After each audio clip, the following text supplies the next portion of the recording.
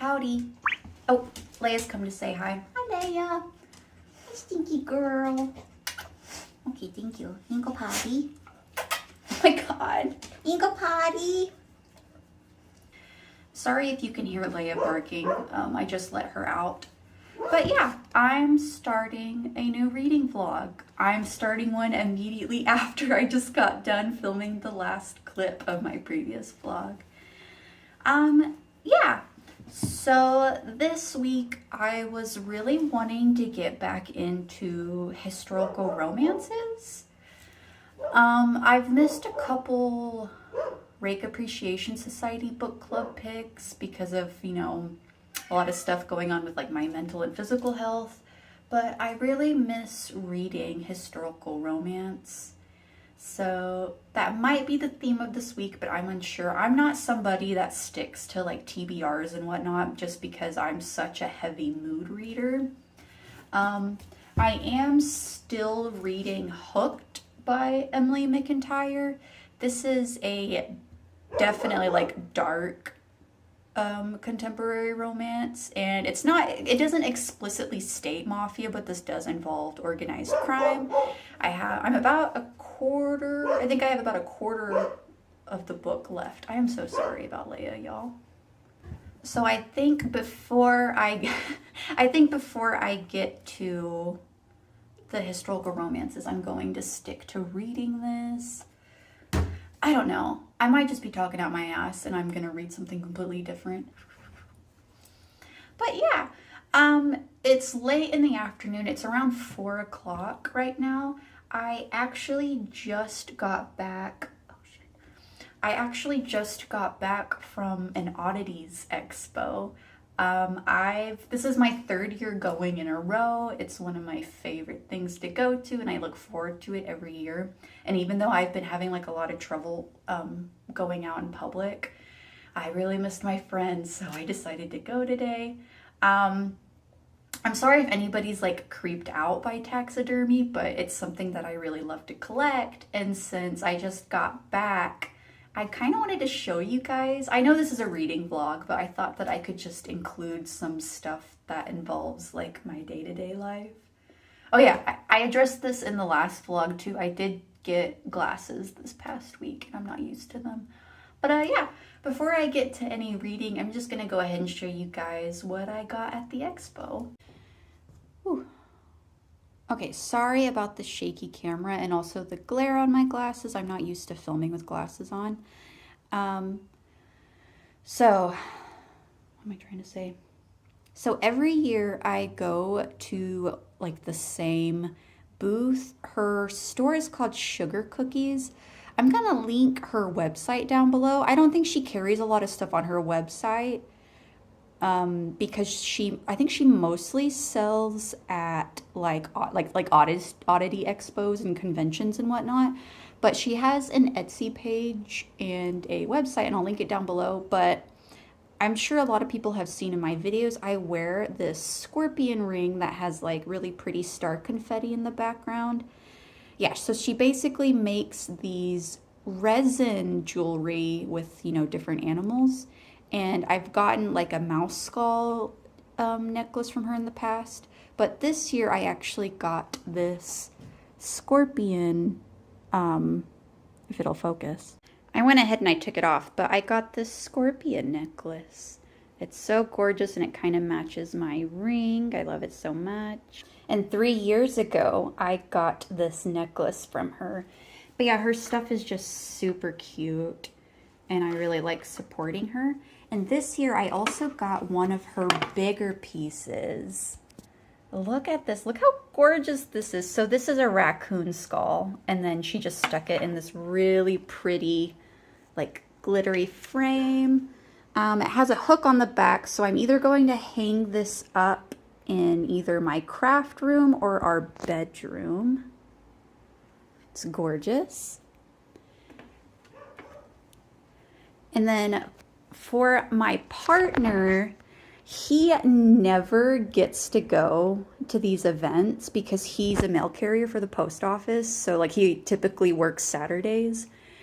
And yeah, I got him this freaking lamp. It's crazy. I need to like plug it in and show you guys.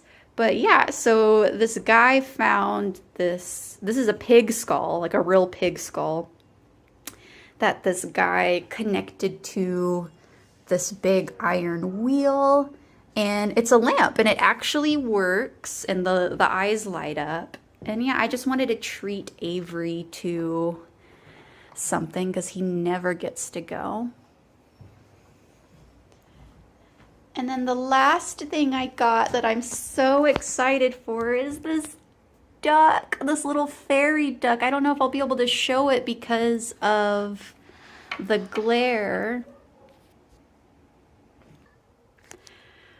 But yeah, so now it'll fit in with all of my other little taxidermy ducks. I think she's going to go on this shelf, this bookshelf, because that's where I keep most of my ducks.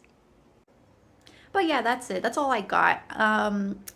Taxidermy can be really expensive. It's like a really expensive hobby, especially if you're buying quality pieces that are ethically sourced. So all of the things that I got, these are not animals that these people have like gone out and like killed, you know? These are all animals that have like died, you know, naturally, or they're items that they have found and scavenged themselves, like the artist have found and scavenged. But yeah, so I don't have like a ton of pieces around my house just because it can be so expensive. But every year I always budget like a certain amount of money that I could spend at these events. But yeah, I don't know. It's super cool. And I just wanted to show you guys what I got. My throat hurts because that's the first time that I've gone out in a while, like out in public. And it was so nice to see my friends. And yeah, I'm gonna go. I'm going to check back in with you guys once I actually finish reading a book. So yeah, see you later. Hey, it's Monday. I didn't really get any reading done yesterday because I was actually pretty busy. I had to do a ton of cleaning, and I still have some chores that I never finished. Yeah, I'm super tired. Work was so slow today because they missed a delivery on Friday. And so I'm just like burnt out from sitting at my desk all day. And I was reading at my desk, and I think since I'm not used to my prescription glasses, I have a really bad headache. And my allergies are acting up too, so there's that. Ow! Ha! Tofu! He's being mean, kitty. Let go of me. You're naughty. I'm sorry, kitty. I think I just got that all on camera. Yeah, so I finished Hooked today at work by Emily McIntire. It doesn't explicitly say mafia, but this is basically like a dark mafia romance. And I gave it 3 stars. It was okay. It's not my favorite. I don't remember if I explained what this book was about at the beginning. I know I did in the previous vlog, but basically this is a like a fairy tale retelling of Peter Pan, and it isn't like fantasy at all. There's no fantastical elements in this. It's like a dark mafia romance. And it's a romance between James, who is also referred to as Hook, who is one of the men involved in this crime ring. And he's kind of the one who does all of the dirty work, if you know what I'm saying. And it is his romance, if you could call it that, between Wendy, who is the daughter of Peter, who is the man that basically killed Hook's parents and ruined his life. There's lots of triggers in this. There's sexual assault on minors. There's intense violence. I mean, this book starts off with him like cutting the throat of another man. So if you're not into like gore, then probably don't read this. Trigger warnings for, I guess, kidnapping, etc. Yeah. And yeah, it was okay because it was fun, but I wasn't super into the romance. I liked it because what was intriguing to me is that Hook is basically like a psychopath. Very cold, very calculated. He plans everything out. He doesn't have a lot of emotion or feeling about anything, except he definitely starts uncovering these weird feelings towards Wendy that he's confused about. And yeah, he's definitely one of those touch her and you'll die type heroes, literally. But yeah, it was fun. It's super, super steamy. There's lots of like specific kink tropes. So there's definitely breath play, which was interesting to read about, and I guess praise kink maybe. Which, I mean, if that's your thing, then you'll probably really like the steamy books. Part of the reason why I only rated this book a 3-star is because I didn't really connect to the romance aspect of this book at all. It felt very much lust based. And even though it was like nice to see Hook start to like form these like feelings and attachments towards Wendy, the romance just wasn't, like, it was meh to me. It was fine. I kind of predicted the ending of the book, though there was a little twist to it, but I didn't really care for the twist. Like, I was just kind of like, oh, okay. So yeah, it was okay. Like, it was fun. It was fun to read about, but it wasn't like my favorite. This is a library copy too, so I mean, I think there's like 3 books in this series, because this is a series and they're all fairy tale retellings that are based around the villains in the story. If my library has them, then like, sure, I'll probably continue it, but like, I won't go out of my way, to read it. But yeah, that's that. I'm glad I finished it because it's really hard for me to read physical books, and I actually finished reading a physical book. Nice. So, the next book that I'm going to pick up is going to be a historical romance. I love historical romance, but it has been a while since I last picked one up. Historical romance is what got me back into reading. And yeah, so I'm going to be reading Topaz by Beverly Jenkins. And this is the book for the Rake Appreciation Society book club that's hosted by Crystal's Bookish Life and the Book Refuge, like Jen from the Book Refuge. I'll link their channels in the description. But yeah, this is the pick for the month, and I'm super excited because I've only read one other Beverly Jenkins, and it was Indigo, and I loved it. That was a 5-star read. This cover is gorgeous. There's the sunset, the swoony pose, his freaking mustache. I think facial hair is underrated, especially in the historical romance cover and step back world. I think we should see more heroes with facial hair. But anyway, and yeah, I don't know. It's so gorgeous. And these little purple flowers, we actually have these flowers, or like flowers that look like this, growing right now because it's springtime. And yeah, I don't know anything about this book. I'm just going to kind of go into it blind. I'm going to listen to the audio at work tomorrow. I know that, like, I think all of Beverly Jenkins' books take place in America, and like North America, and they're all kind of like, I don't know if I would consider them westerns, but yeah, they're they feature all black characters, or they feature black couples. Yeah, I'm really, really excited. Yeah. I'm kind of wanting to read another physical book, but I'm unsure because of my vision. Like, I read this book at work today, and see, I'm not even used to wearing glasses. I just smacked myself.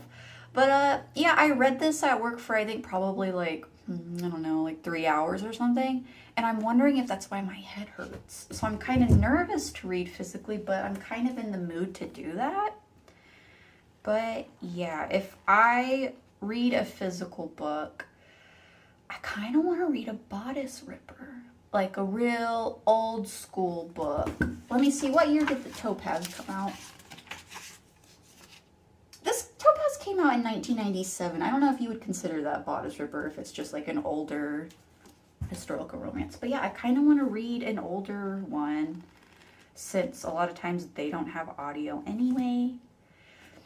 But I don't know. I'm going to check back in with you guys later. I have a couple like little house chore stuff.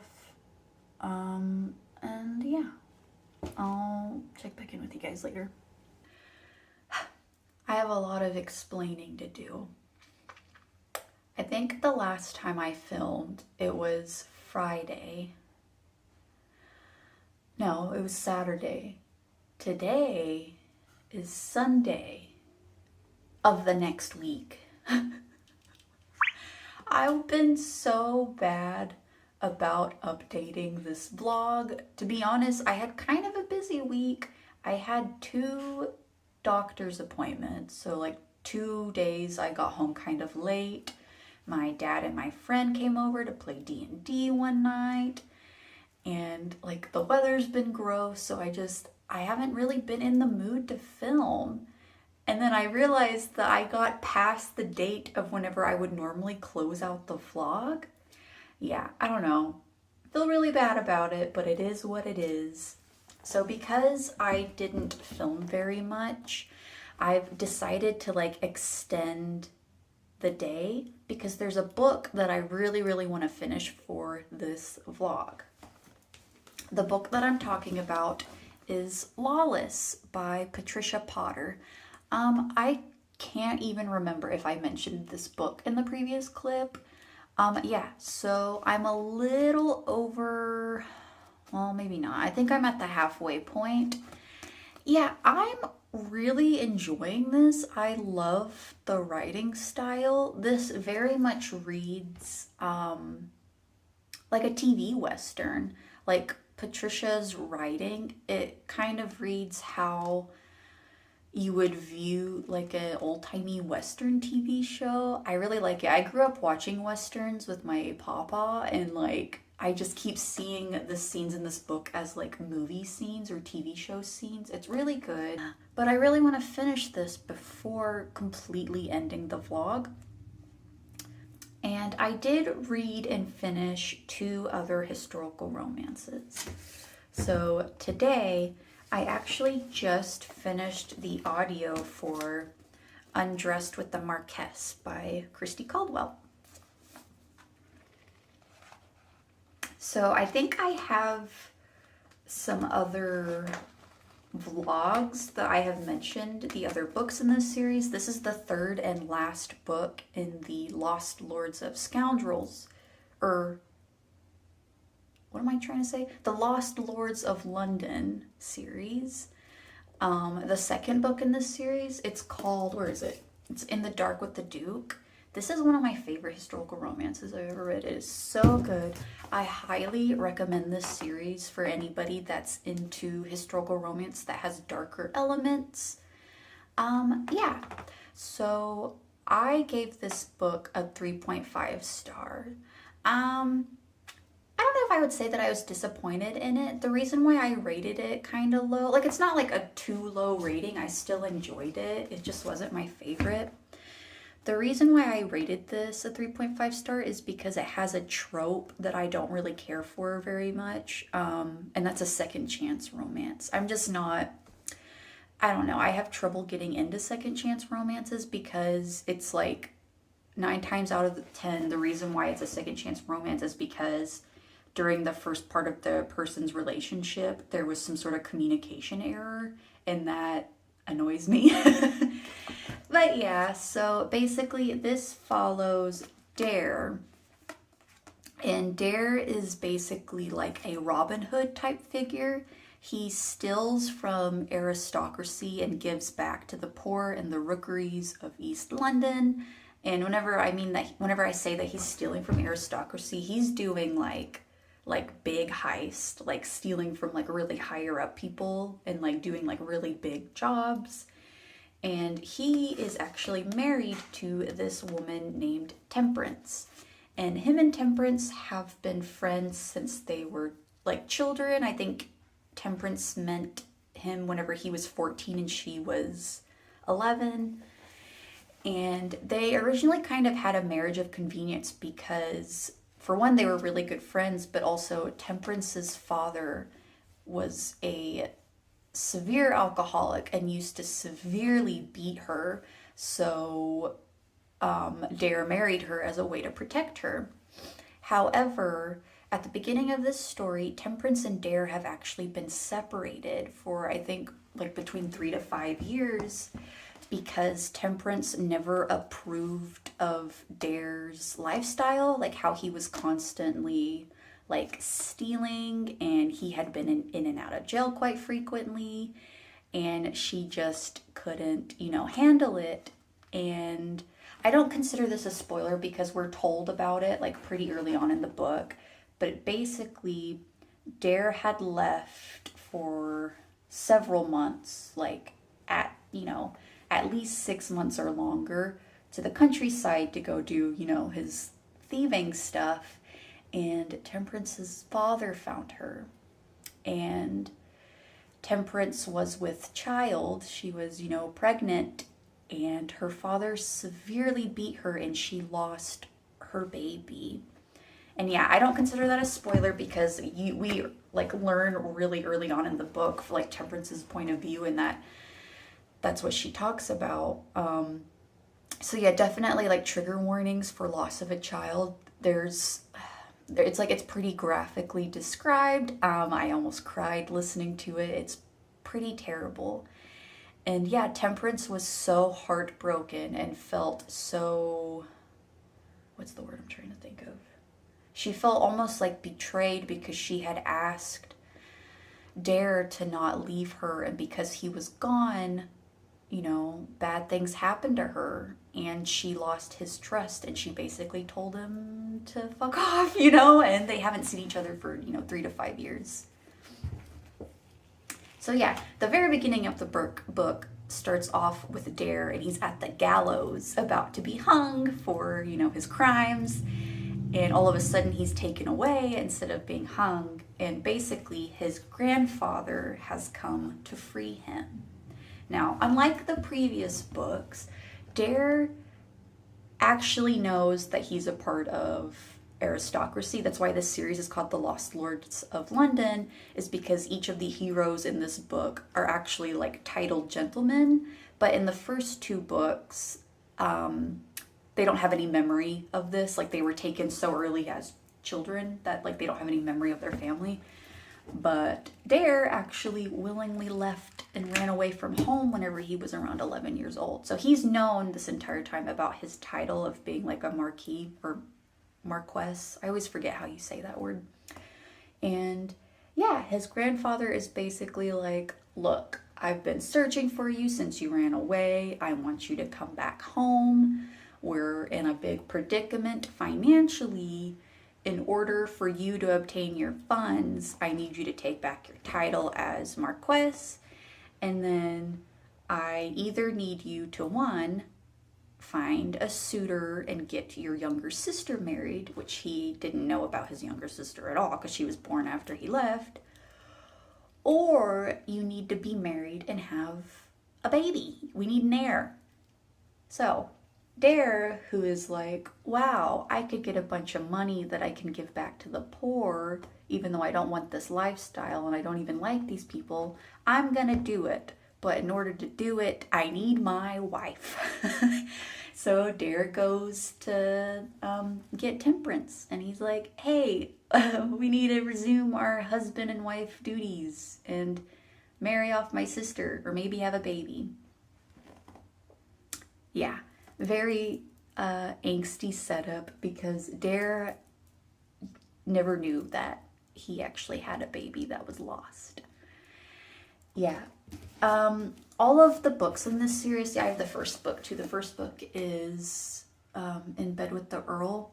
All of the books in this series kind of have like darker elements. There's a lot of like trigger warnings in these. But if you like historical romances that have darker elements, I really, really recommend them. I listened to them on audio on AnyPlay, and the narrator for the books, his voice is so good. So it's just like a really enjoyable listening experience. And yeah.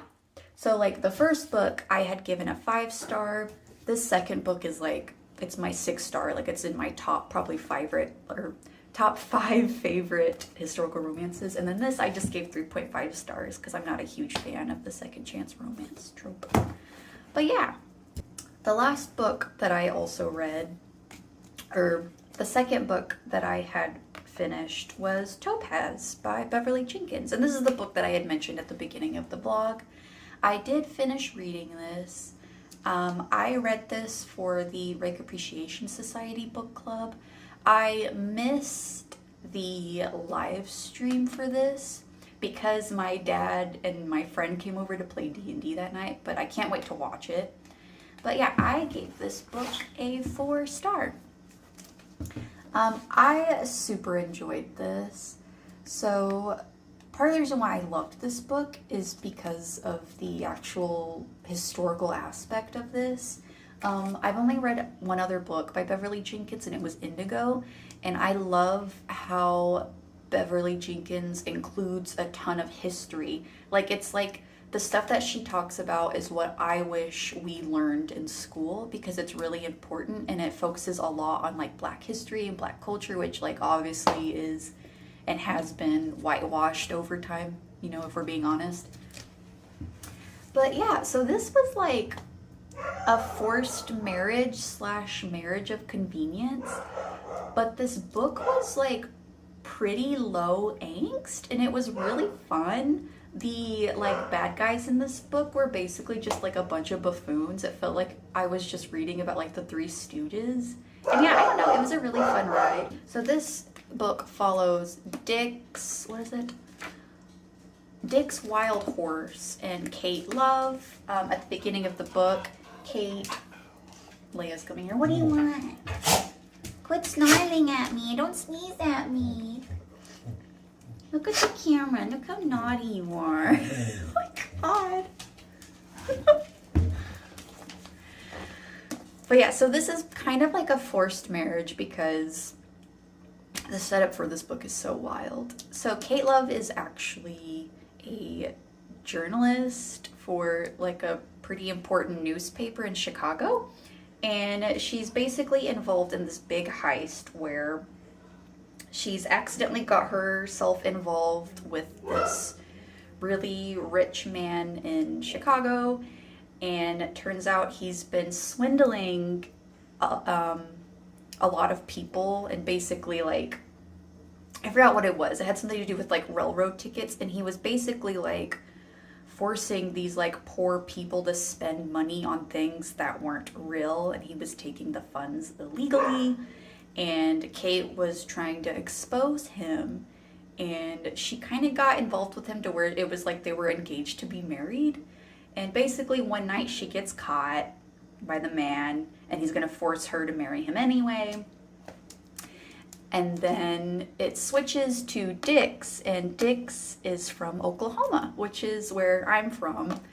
And he has traveled all the way from Oklahoma to Illinois to arrest Kate's father. Because Kate's father, he's like a notorious swindler, but not like a swindler like the man that Kate's supposed to marry. He's kind of just like, I stole your horse and like sold it, you know. It's kind of just silly, funny swindler, if that makes any sense. And basically Dix is like, okay, I'm gonna take you to jail for real this time. You sold off my cattle, they were worth a lot of money. And Kate's father is like, no, wait, I don't want to go to jail. How about we help each other? Why don't you marry my daughter? I know you've been looking for a wife. This would benefit us both. And Dix is like, you know, I have been looking for a wife. I think this might work. And so, I don't know, a bunch of crazy stuff happens. Basically, Dix has to come in on the wedding day, and like he does this like crazy heroic thing where he like whisks her away and saves her in his carriage, and they're like riding through the streets of Chicago. And Kate's really confused because she's like, oh, did my dad like hire you to come help me? Thanks, that's really great. And he's like, yes and no. I took you away from that wedding because you're now my wife. And she's like, what? Yeah, I don't know. This book was really fun and silly. There's tons of tropes in this that were really fun. You know, there's like the marriage of convenience, forced marriage trope. There's a road trip trope because at the beginning of the book, in order for Dix and Kate to travel back to Oklahoma, they have to join a wagon train. That's also like the only one bed trope, forced proximity, because they have to stay in like a wagon, right? And yeah, I don't know, it was just really cool. I also loved this book because since they were traveling to Oklahoma, and I'm from Oklahoma, there's a lot of really amazing Oklahoma history in this, specifically about the Native American tribes here in Oklahoma, and about like the displacement of those tribes, because the majority of the tribes that are here in Oklahoma were actually forcefully removed from their home states and were, you know, forced to come to what was then called Indian Territory. And Dix is a Black Seminole, and that's actually a lot of a lot of information that a lot of people don't know is that that there's actually a lot of like rich Black Indian history in Oklahoma. And yeah, I don't know, it was just really amazing to read. There was also some really cool historical figures like Bass Reeves. Bass Reeves was like one of the first, or he might have been the first or one of the first Black marshals for, he was like one of the first Black marshals. He had something crazy, like over 3,000 arrests. He's like a really cool like Oklahoma figure. And also like Sam Six Killer. My hometown of Muskogee was mentioned a lot. Yeah, I don't know, it was just really, really cool to read about that. And then of course, in true Beverly Jenkins fashion, the romance in this is so swoony. When I say like forced marriage, there wasn't anything like icky about this book at all. Dix and Kate are very much friends. They start off with like, you know, I'm never gonna make you do something that you don't want to do. I want us to be friends first. They build this like really great trust and respect between one another. And then their romance and their attraction and chemistry is just so good and beautiful. Yeah, I gave this 4 stars just because parts of the book seemed to drag on, and so like my attention span would kind of float away. But other than that, I really, really enjoyed this. I have several Beverly Jenkins books, and I'm so excited to go through her backlist. I think she's probably one of my favorite historical romance authors. And this cover, y'all, look at this cover. His mustache kills me. I love it so much. Also, my partner actually read this book. Yes, I got my partner to read a historical romance, simply because Bass Reeves is one of my partner's favorite historical figures. And he said that he enjoyed the book. But yeah, that's my very long, very delayed update. But I'm not ready to close this vlog because I really want to finish this book first. I just need to sit down and finish it. But yeah, I'm gonna go. Today's Sunday of the next week, or that, you know, the first clip was filmed. I am going to my parents today, so maybe when I get back I just need to read more. But yeah, I'm gonna go. My throat hurts. I'll check back in with you guys later. I'm finally here to close out the vlog. We're not gonna talk about what day it is and why I look so tired. Just know that I am. But yeah, almost turned into a 2-week reading vlog.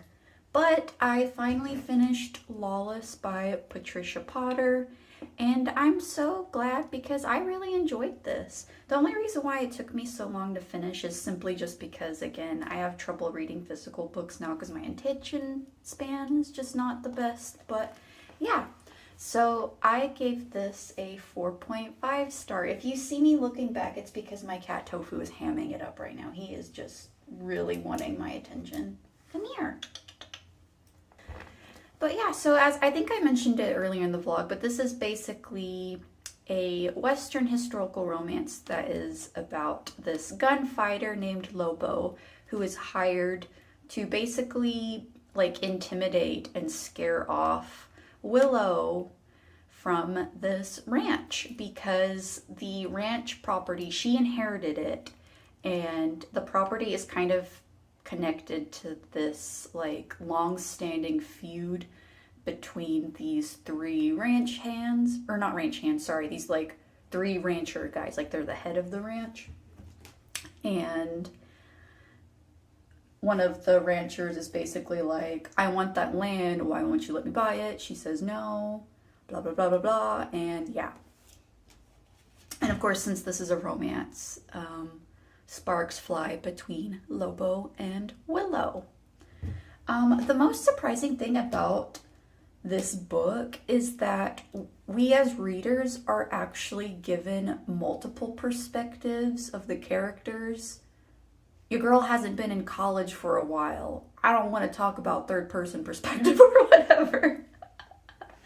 Anyway, but yeah, so there's like, we're given like the perspectives of like the side characters, and we're also like given more plot about like their lives.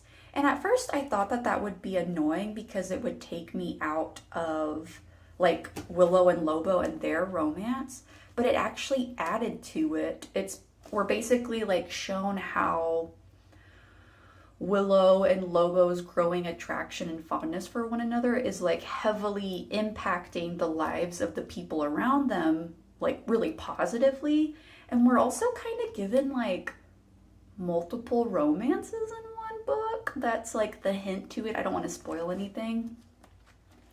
But yeah, I really, really liked it. Again, I mentioned earlier that this very much reads like cinematography. Like I just imagined perfectly like I was watching a Western film. And yeah, it was really beautiful. The first lovemaking scene in this book was probably the most beautiful, like beautifully written scene I've ever read. Like it was just so like powerful and amazing. Yeah. The reason why I didn't give this a 5-star is simply because like parts of this book, they did kind of drag on. Like I felt like my attention span was waning even more just because I felt like it should have moved a little bit faster. But yeah, that's the only really negative thing that I can say. Also, the ending of this book. If you read this and there's only a couple chapters left of the book and you start losing your mind because you think something bad is going to happen, I don't consider this a spoiler because it's a romance book. But there is a happy ending. I can promise you that there's a happy ending. So don't get spooked or too angry once you get towards the end of the book, because like I promise it all works out in the end. I almost like work was super slow today, so I was reading in my office and I literally almost yeeted this book across my office because I was like, there's no way in hell this is happening. But it worked out in the end, and I'm so glad that I stuck with it and like kept reading the last couple chapters. But yeah, really, really good. Gorgeous cover. Gonna go in my collection. And I already added some of Patricia Potter's books to my wish list on Thrift Books. So maybe I can read more, books by her. But yeah, that's it. I'm gonna go. This is probably gonna be a mess for me to edit because I've been filming for like almost 2 weeks. And I don't know if you can tell, I'm exhausted this week. So I just need to sit down and edit. But yeah, thanks for hanging out with me, guys. Historical romance is one of my favorite book genres, though I typically only devote like 1 week out of the month to reading them. But yeah, I don't know. It was fun. If you want, you can leave down some Western historical romance suggestions, because I think I'm starting to get into the Western genre of historical romance. That's really cool. Also, I really love it when other YouTubers do this, but if you made it this far in the video, how about you leave me a pink flower emoji? It doesn't matter which flower, it just has to be pink. I like it when other people do that in their videos because I'm typically like a ghost follower. Like I don't like comment on people's videos too often, and I just think it's like really helpful to show your support if even if it's just like a silly little emoji. But yeah, I'm gonna go, guys. Yeah. Bye-bye.